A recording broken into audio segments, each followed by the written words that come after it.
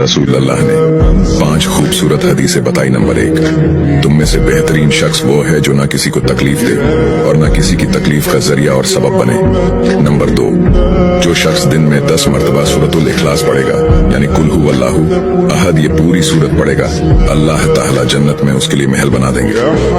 Number 3, जो शख्स हर फर्ज नमाज के बाद 1 मरतबा आयतुल कुर्सी पढ़ने का मामूल बनाएगा, तो उसके और जन्नत के दरमियान सिर्फ मौत का फासला होगा, यानी वो शख्स मरते ही सीधा जन्नत में जाएगा।